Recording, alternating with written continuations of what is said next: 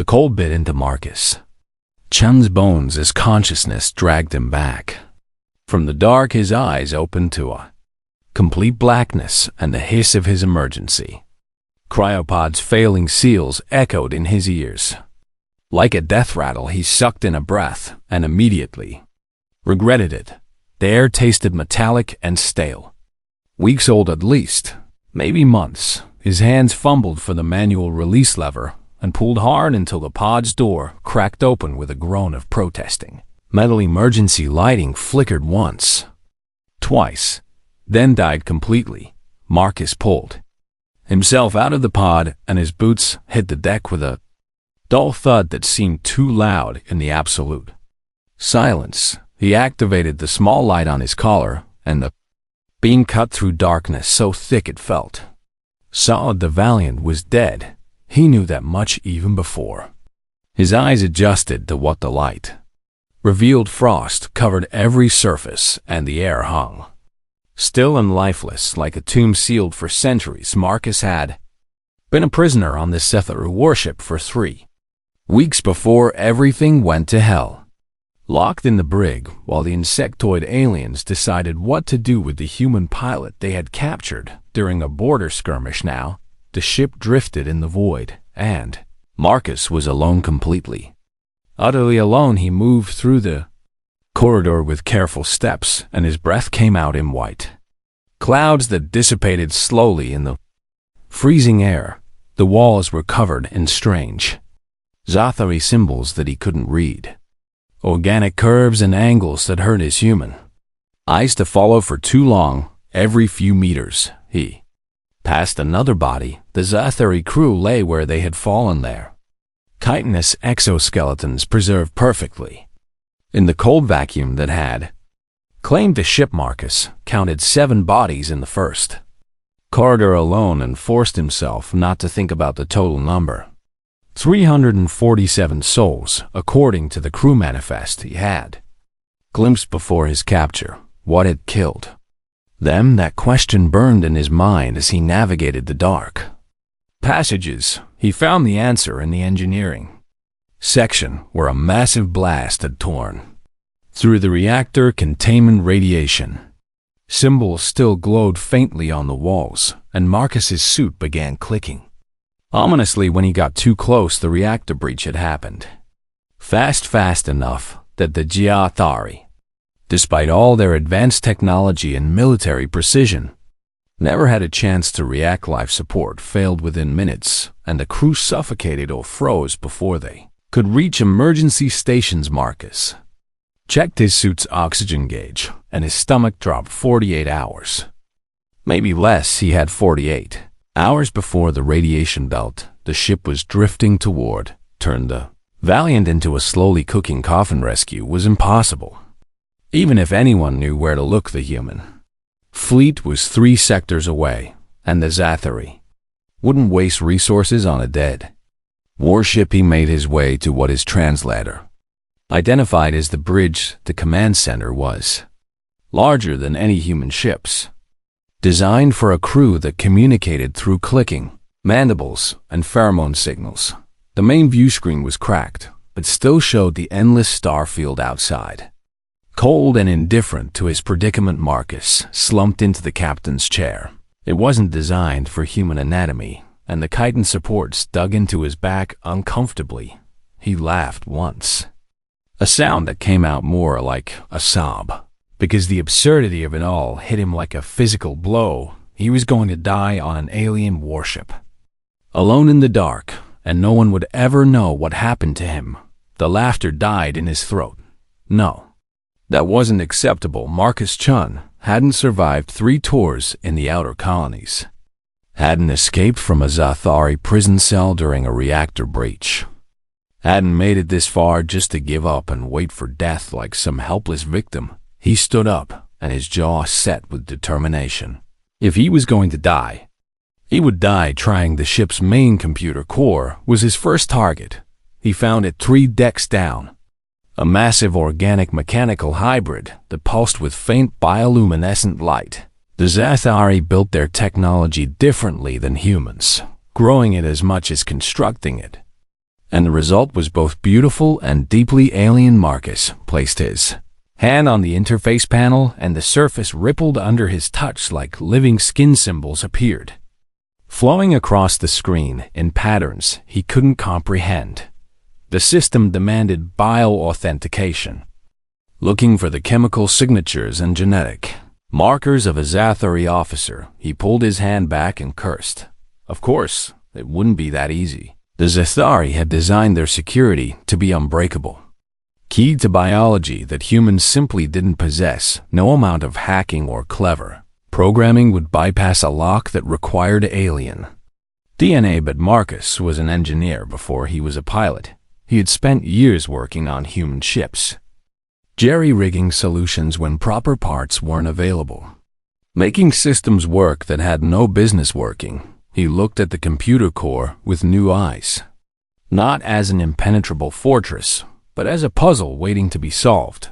The emergency power cells were scattered throughout the ship's small units designed to provide backup power for critical systems. Marcus spent the next 6 hours crawling through maintenance shafts and access tunnels, collecting every cell he could find.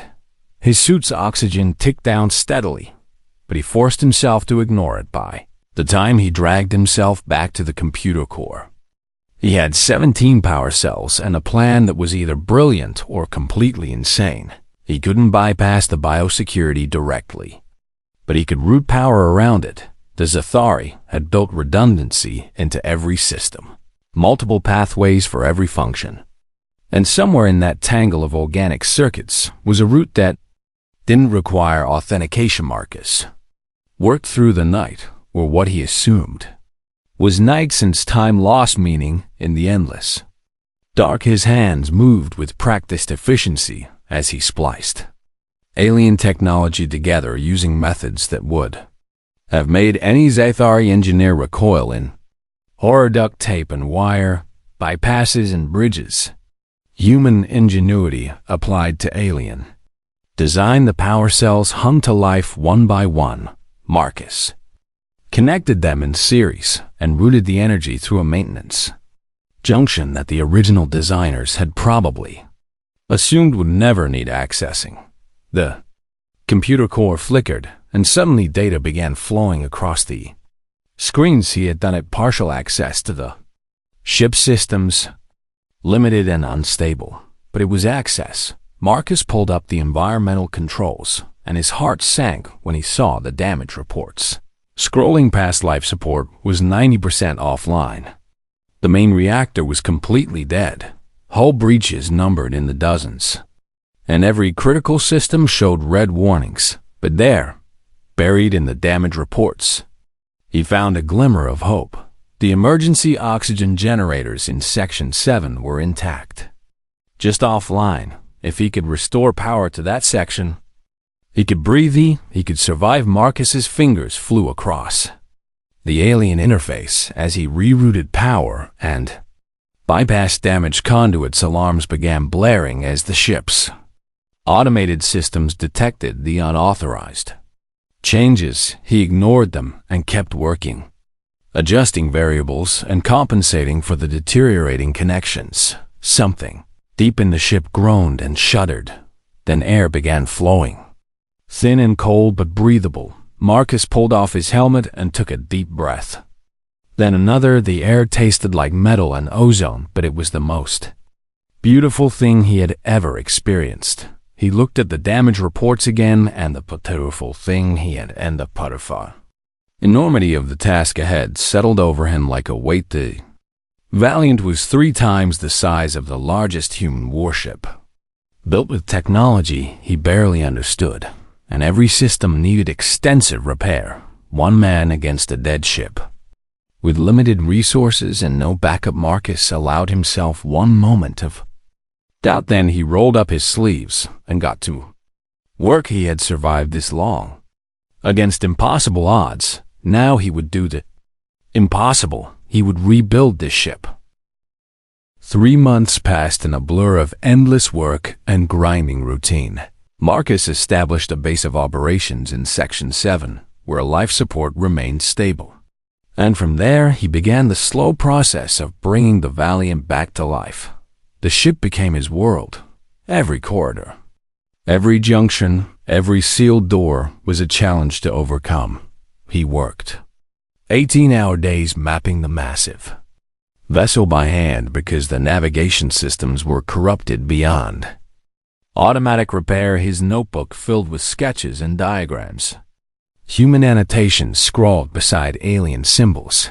The Zathari bodies remained where they had fallen. Marcus couldn't bring himself to move them at first. But eventually, necessity overcame sentiment. He needed access to every part of the ship, and that meant clearing the corridors. He created a memorial in the cargo bay, arranging the chitinous forms with as much dignity as he could. Manage working among the dead, taught him about the Zathari in ways his military briefings never had. They had been people, not just enemy combatants, individuals with personal effects and habits and lives. He found a datapad covered in what might have been poetry, another filled with images of a young Zathari learning to fly, a third containing what looked like family letters. Marcus talked to himself constantly. The silence of the ship was oppressive without the human habit of filling empty space with noise. He narrated his work, argued with himself about solutions, made jokes that no one would hear. And sometimes he talked to the ship itself, treating the Valiant like a patient slowly recovering from mortal wounds. "Okay, girl," he muttered while rewiring a power junction in Section 12. "This is going to hurt, but it'll make you stronger. Just stay with me." The Zathari had built their ships with precision and elegance. Every component fit perfectly into its designated space. Every system designed to exact specifications with no room for deviation. It was beautiful engineering, but it was also rigid and unforgiving when something broke. It stayed broken unless you had the exact replacement part. Marcus approached problems differently. He improvised, adapted, made things work with whatever materials he could scavenge. A piece of hull plating became a support strut. Emergency blankets were rewired into insulation. Food processor components were repurposed into circuit board solutions that no Zathari engineer would have considered because they violated the fundamental principles of proper design. But they worked. Marcus's repairs were ugly and inelegant, but they functioned. And slowly the ship responded. More sections gained power and life support. Damaged conduits were bypassed or rebuilt. Critical systems came back online one by one. The language barrier had been his greatest obstacle at first. Athari writing looked like aggressive geometry having an argument with itself. But Marcus was stubborn, and he had time. He cross-referenced symbols with system functions, noted patterns and repetitions, built a basic vocabulary through trial and error. After 6 weeks, he could read simple labels and warnings. After 10 weeks, he could navigate the technical manuals. By month 3, he was thinking in Zathari engineering concepts, and his dreams were filled with clicking mandibles and pheromone signals. The breakthrough came when he accessed a maintenance conduit in the reactor section. The Zathari had designed it with their physiology in mind, expecting workers with their specific manipulator claws and body structure. But the conduit was too narrow for their bulky exoskeletons to fully access. Marcus's human hands, smaller and more dexterous, could reach places the original designers had never intended anyone to go.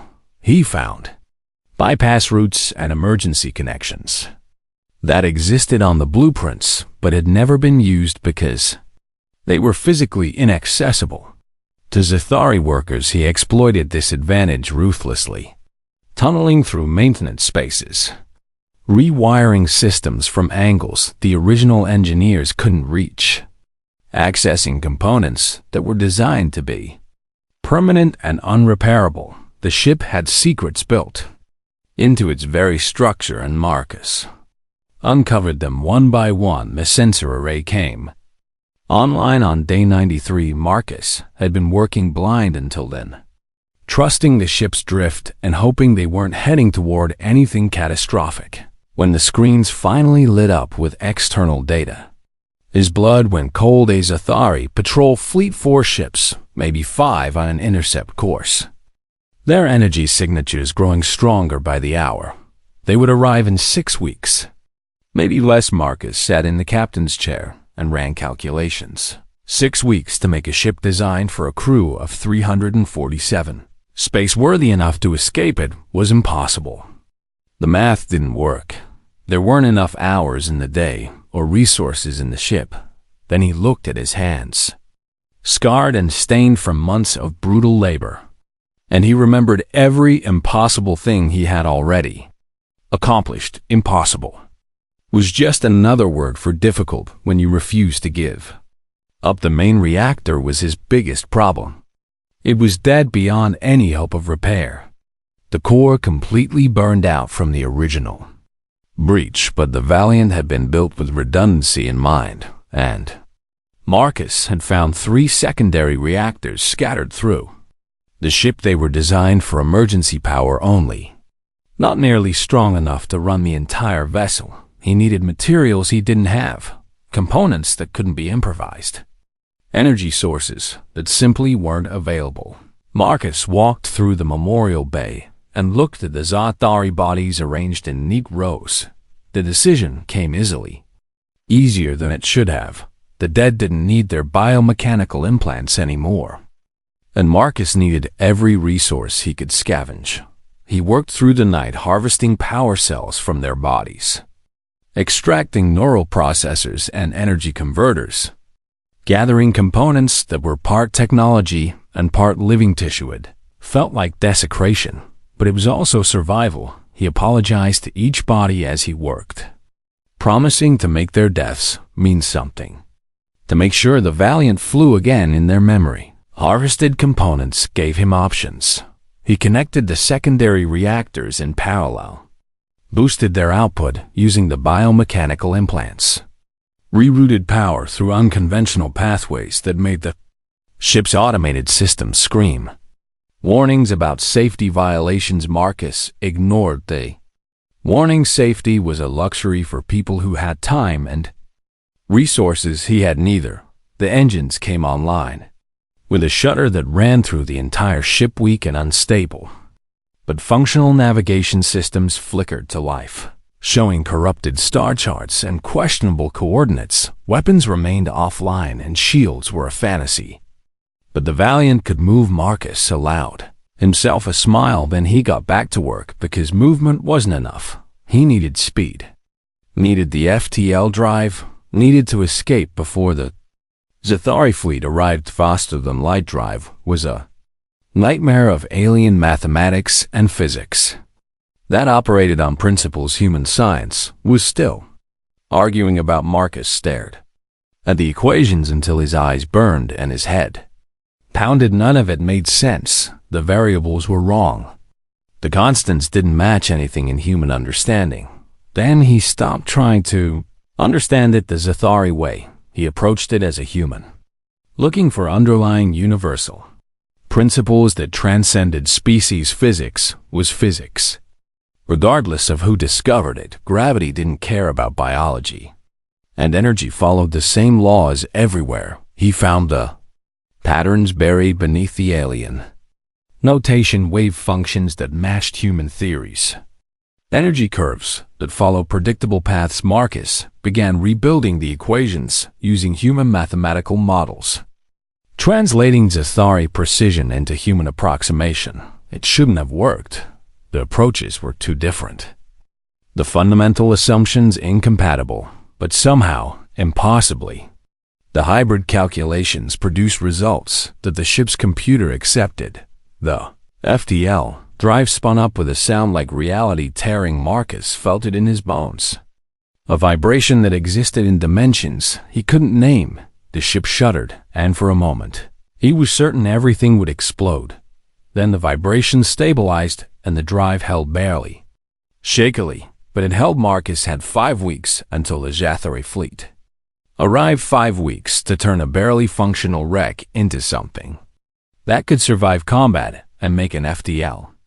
Jump 5 weeks to achieve what should have taken a full crew months or years. He cracked his knuckles and pulled up the next system repair. Q-sleep was optional. Rest was for people who had the luxury of tomorrow. He had work to do. The ship's AI had been dormant since the reactor breach. Marcus found it buried in the central computer core, a semi-organic intelligence that had shut down to preserve itself when power failed. Bringing it back online was dangerous because it might not recognize him as legitimate crew, but he needed the AI's help. There were simply too many systems to manage alone, and the Zathari fleet was getting closer every day. He carefully routed power to the AI core and waited. Intelligence woke slowly. Lights flickered across its organic surface as consciousness returned. Then alarms blared and security systems activated.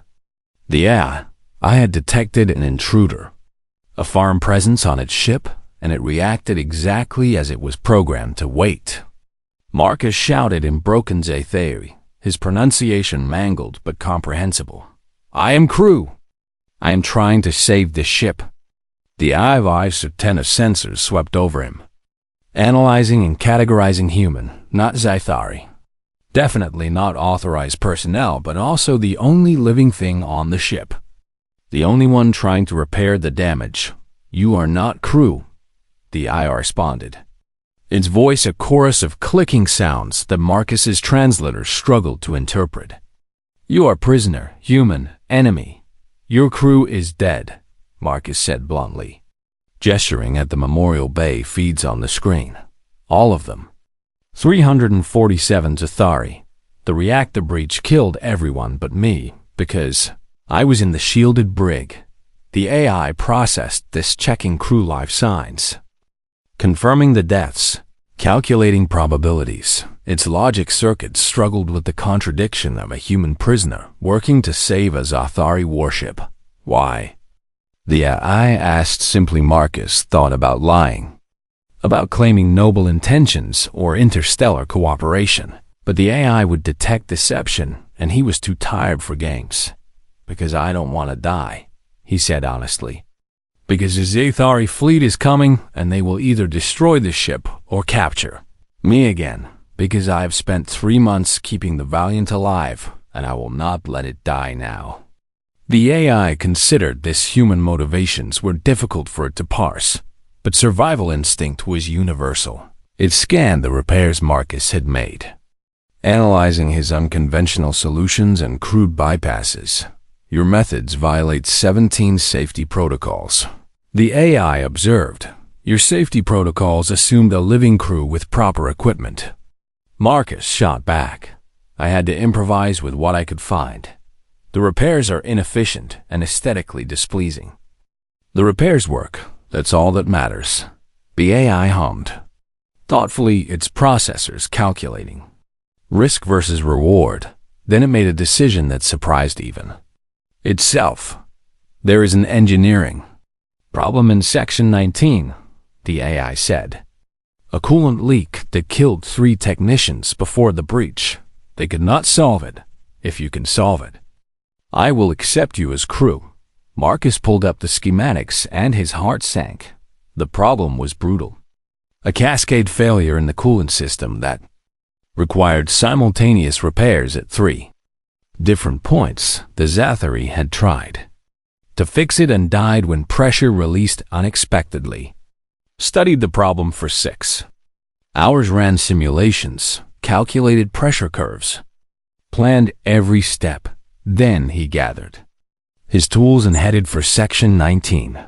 The leak was exactly as bad as the reports suggested. Coolant vapor filled the air, and Marcus's suit began degrading immediately.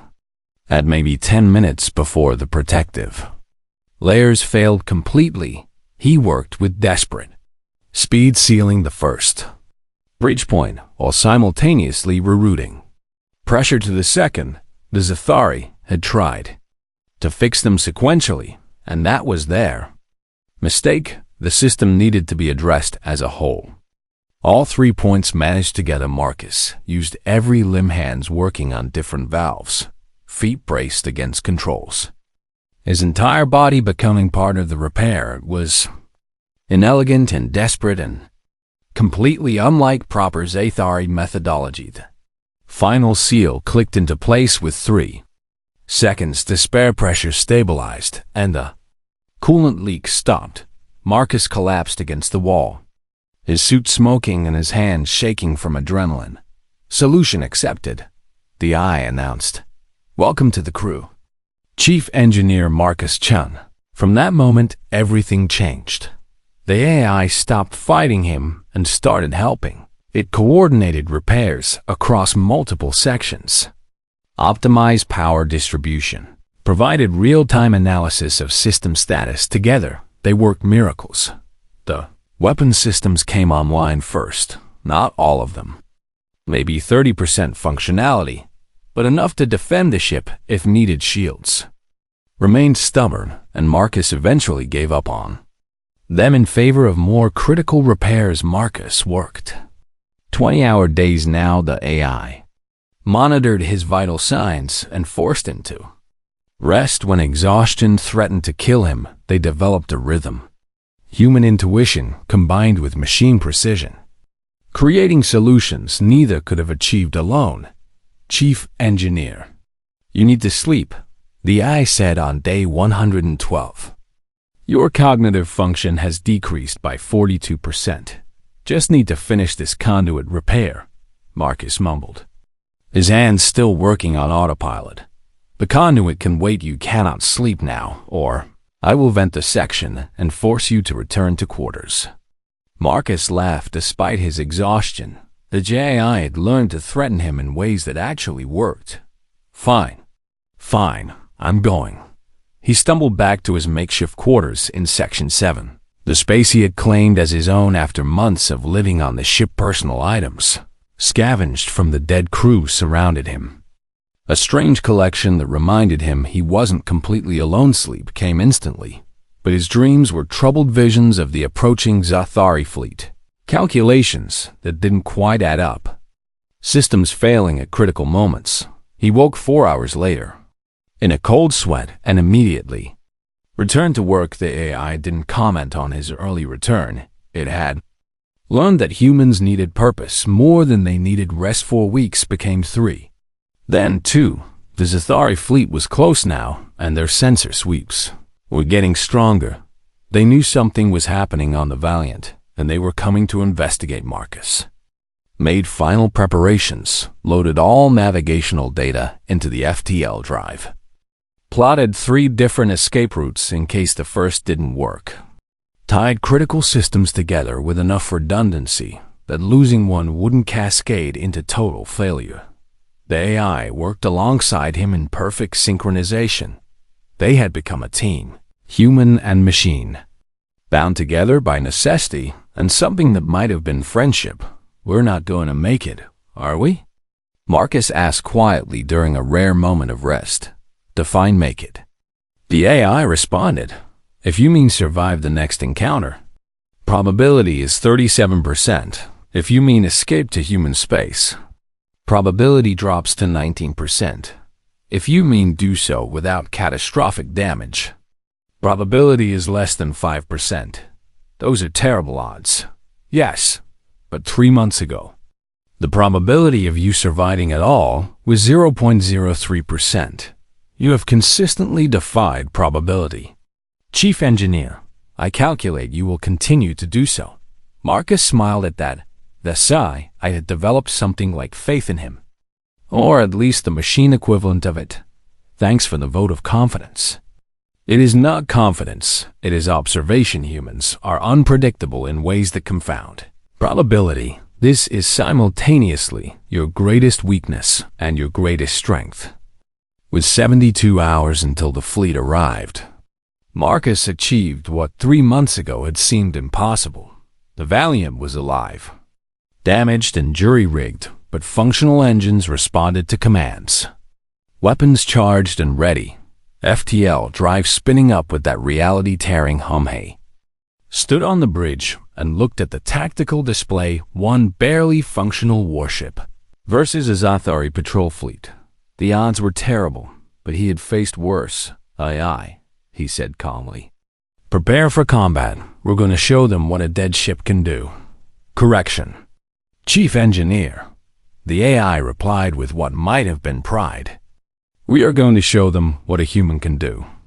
Marcus checked the weapons one final time. 30% functionality meant he had to make every shot count. The shields were still offline, which meant he couldn't afford to take many hits, and the FTL drive was barely holding together, which meant the escape had to be perfectly timed. But he had something the Zathari didn't. Expect 3 months of intimate knowledge of this ship.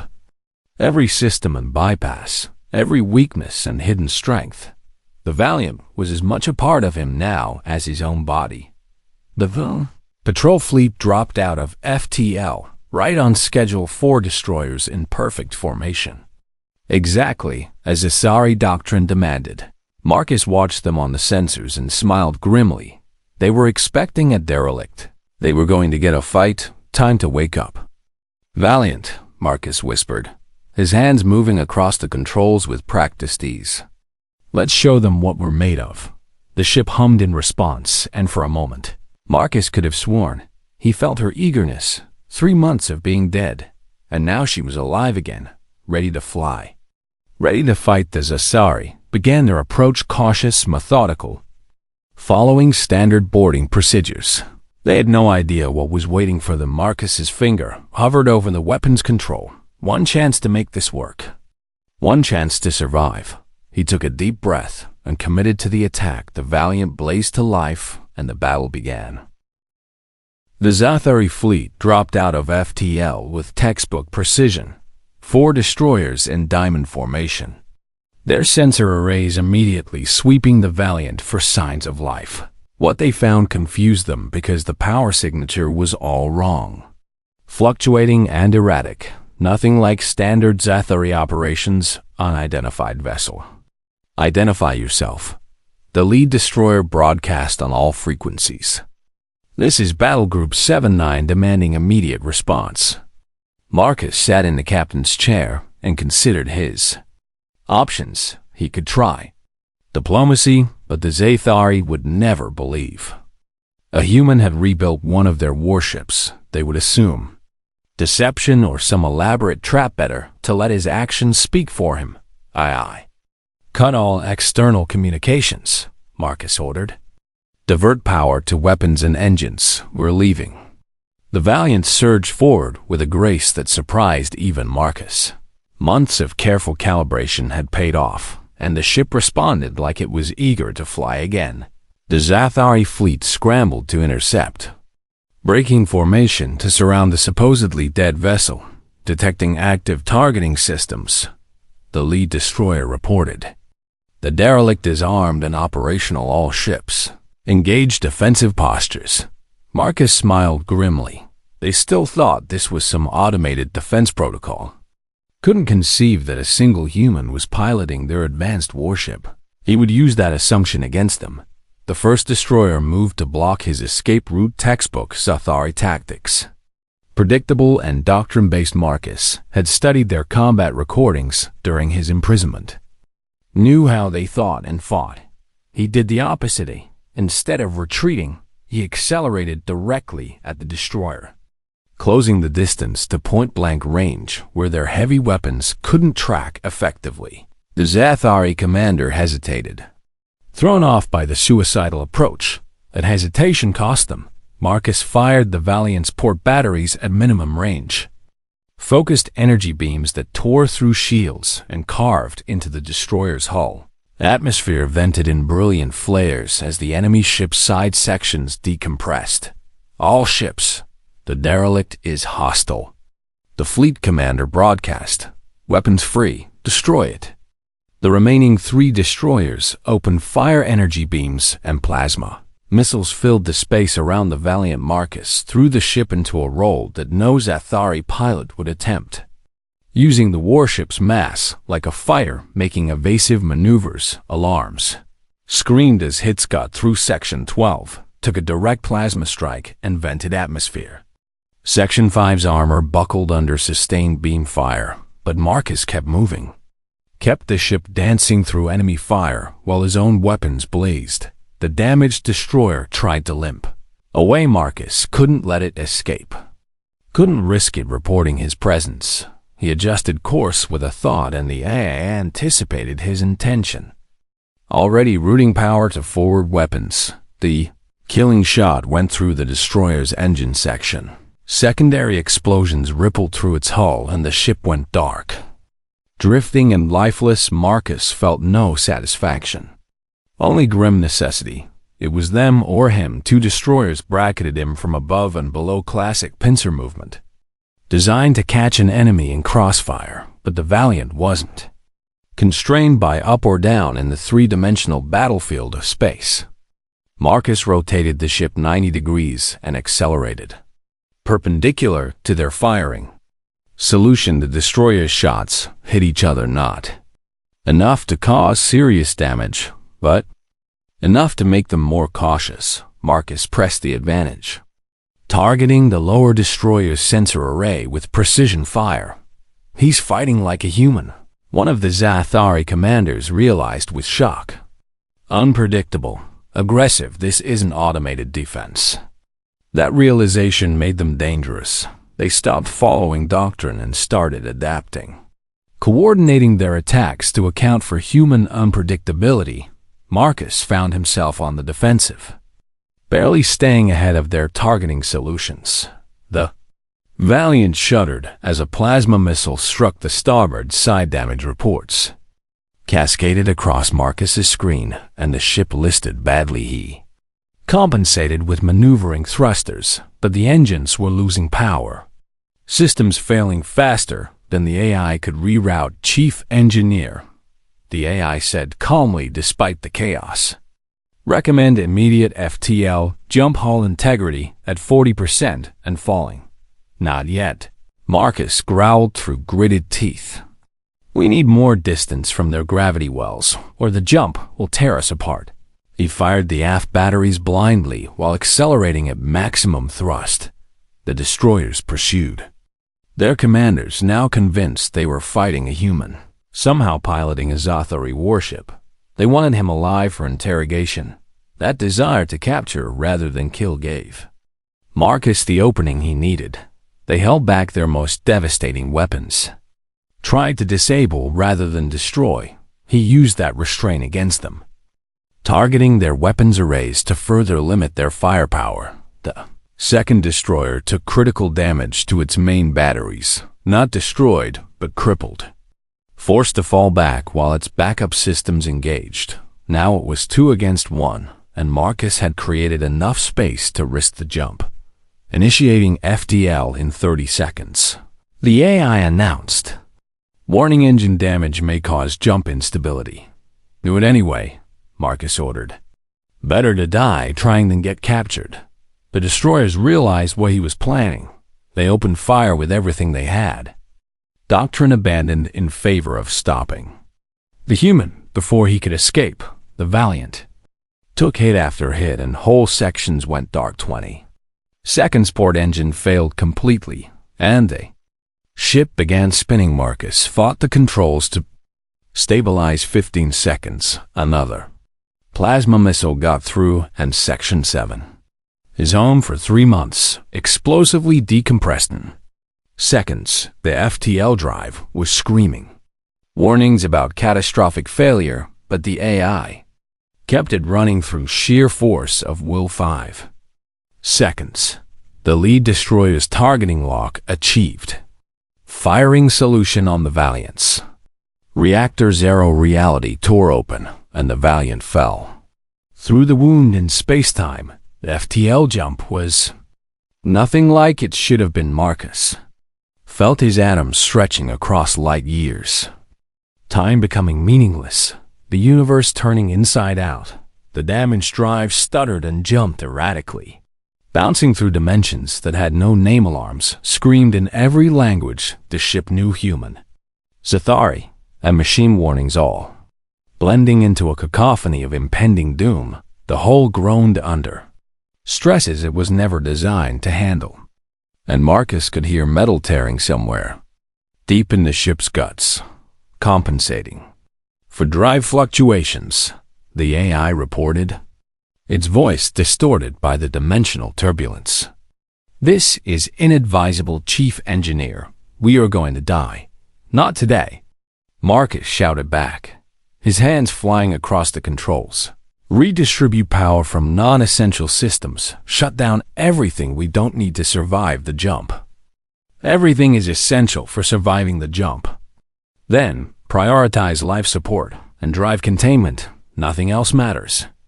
The AI obeyed without further argument. Sections of the ship went completely dark as power was stripped away and channeled into keeping the FTL drive from consuming them. All the vibrations intensified until Marcus's teeth rattled and his vision blurred. Something fundamental broke: a support beam, a power conduit. Maybe reality itself. The ship lurched sideways through space that didn't exist, and Marcus was thrown from his chair. He grabbed onto a console and held on as the Valiant tumbled through the void between dimensions. Then, impossibly, they were through. The ship dropped back into normal space like a rock falling into water, alarms still screaming, fires burning in half the sections, atmosphere venting from dozens of hull breaches. But they were alive. Marcus pulled himself back into the captain's chair and checked their position. The navigation data was corrupted. Star positions didn't match any charts, but the spectral analysis of nearby stars looked familiar. They were somewhere in human space. He was almost certain. "AI status report," he managed to say, his voice hoarse from screaming during the jump. "Critical systems failing," the AI responded weakly, its processes degraded by the dimensional stress. "I estimate 15 minutes until complete power loss, but Chief Engineer, I am detecting human transponder signals. Your people are close." Relief flooded through Marcus. They had made it. Against all odds and reason, they had survived. He activated the emergency beacon and broadcast on all human frequencies. "This is Captain Marcus Chun of the Colonial Defense Force," he said hoarsely.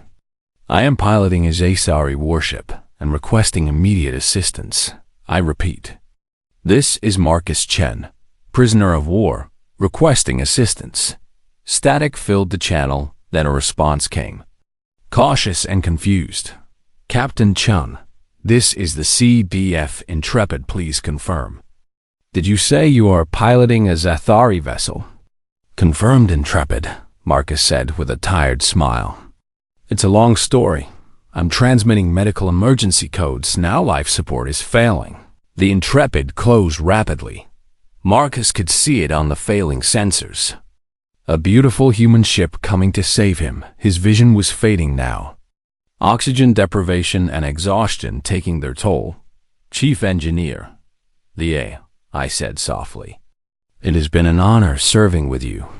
"The honor was mine," Marcus whispered back. "You're a hell of a ship."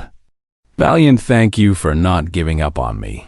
I could say the same to you," the AI replied, and if a machine could sound fond, it did. The last thing Marcus saw before unconsciousness claimed him was the Intrepid's boarding shuttle approaching rescue. Salvation, home, he had made it. Everything went dark, and Marcus Chen finally let himself rest. The tribunal chamber was smaller than Marcus expected. He sat in a plain chair facing 3 officers who held his fate in their hands. His uniform was fresh and pressed, but he felt naked without the grime and sweat of 3 months aboard the Valiant too. Weeks had passed since the Intrepid rescued him too. Weeks of medical treatment, debriefings, and endless questions. The doctor said he was lucky to be alive. That prolonged isolation should have broken his mind. That the radiation exposure alone should have killed him. But Marcus had never felt lucky. He felt tired, bone-deep exhausted in ways that sleep couldn't fix, and he missed the Valiant with an intensity that surprised him. The ship was in a military shipyard now, undergoing extensive analysis while engineers tried to understand what he had accomplished.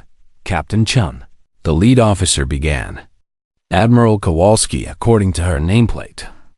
We have reviewed your logs, examined the Zathari vessel, and debriefed you extensively. What you accomplish should have been impossible. It felt impossible most days. Admiral, Marcus admitted honestly, you brought us an intact, functional Zathari warship, another officer said.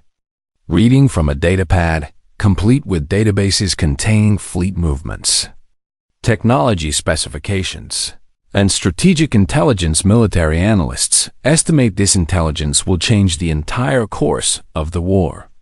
Marcus nodded but said nothing. He wasn't sure if this was an inquisition or a commendation. The officers' faces were carefully neutral, revealing nothing. Admiral Kowalski leaned forward, her gray eyes intense. We need to understand how one human, alone and with limited resources, rebuilt a ship designed for a crew of 347. The Zathari are already claiming it's impossible, that we stole the ship through some covert operation. They're calling you a fabrication. Propaganda. May I speak freely, Admiral? Marcus asked. Please do. That's why we're here. Marcus gathered his thoughts. He had been preparing this answer since the Intrepid pulled him from the Valiant's dying bridge. The Zathari build perfect ships, he began slowly, choosing his words carefully. Every component precisely engineered. Every system optimized for maximum efficiency. It's beautiful work. Truly, but perfection is also rigidity. He stood and began pacing. The officers didn't stop him. They seemed genuinely interested in his perspective. When something breaks on a Zathari ship, it requires exact replacement parts and specific repair procedures. There's no room for improvisation because their engineering philosophy doesn't allow for it. They build to perfection, and perfection doesn't bend. Admiral Kowalski raised an eyebrow. And human engineering? We build things to work, Marcus said simply, his voice gaining confidence. Not to be perfect, we improvise, adapt, make do with whatever we have. A human ship is a mess of bypasses and jury-rigged solutions, because we expect things to break, and we design for that expectation.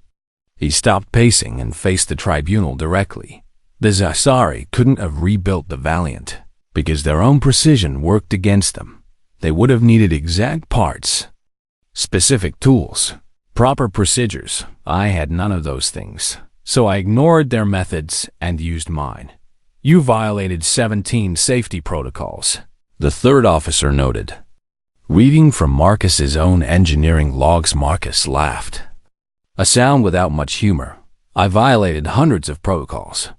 Sir, I used duct tape on a quantum reactor, rewired navigation systems with food processor components, and harvested biomechanical implants from the dead crew.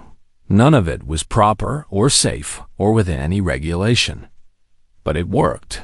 Admiral Kowalski observed quietly. It worked, Marcus confirmed, meeting her gaze steadily. Because I wasn't trying to restore the ship to perfect functionality. I was trying to make it functional enough to survive. There's a difference, a critical difference that the Zathari don't understand. The tribunal exchanged glances. Some unspoken communication passed between them. Then the Admiral spoke again, her tone thoughtful. Captain Chun, you spent 3 months alone in deep space, surrounded by the bodies of your enemies, with no guarantee of survival. What kept you going? Marcus thought about that question carefully. It was the one that had haunted him during recovery. The one he had asked himself in the dark hours when sleep wouldn't come. Stubbornness. Mostly, he said with a slight smile. And spite, I refused to let the universe beat me. I refused to die in the dark, like some forgotten casualty of a war most people don't even know is happening. He paused, then continued more softly. But also, the Zathari crew deserved better than to have their ship drift forever as a tomb. They were people, not just enemies, individuals with families. and dreams and lives that ended. Too soon, I wanted to honor them by making the Valiant live again by giving their ship purpose instead of letting it become just another piece of space debris. The Admiral studied him for a long moment, her expression unreadable. Then she stood and the other officers followed. Captain Marcus Chun.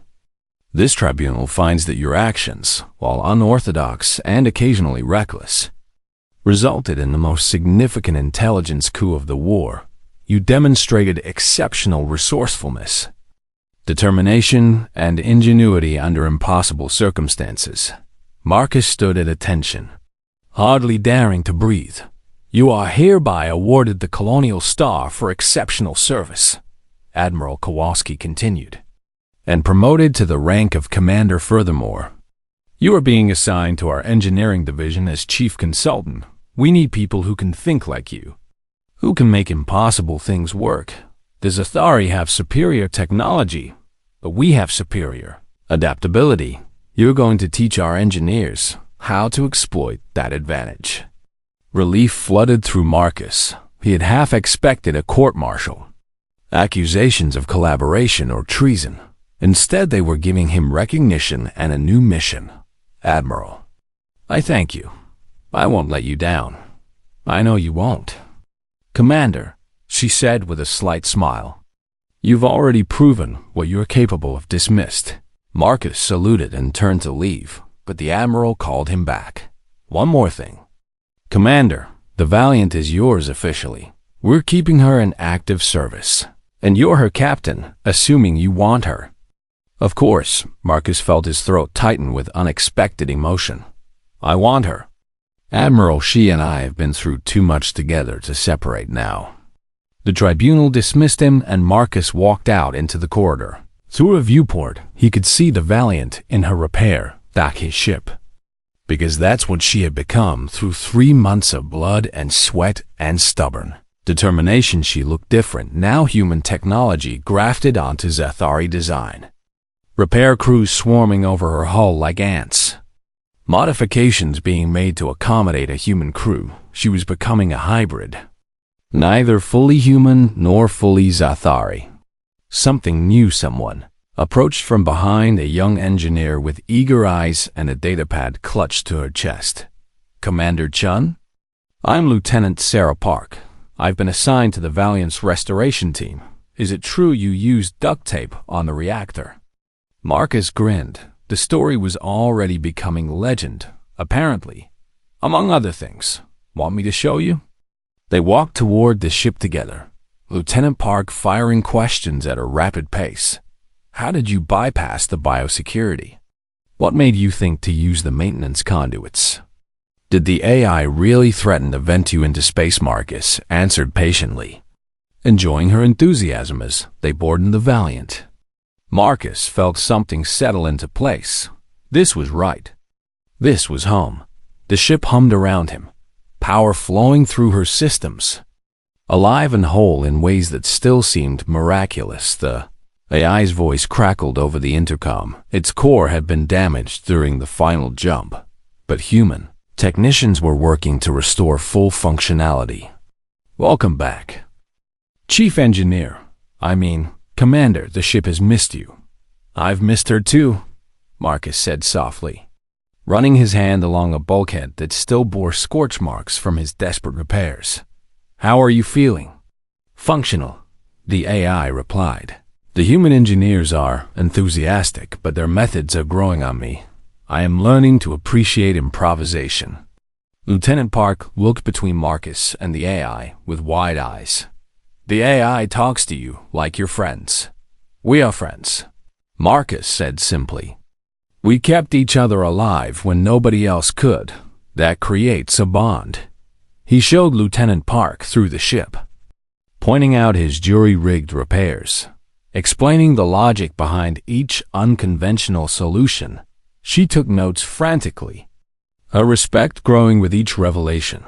This is brilliant, she breathed, examining his bypass of the biosecurity system. Completely insane.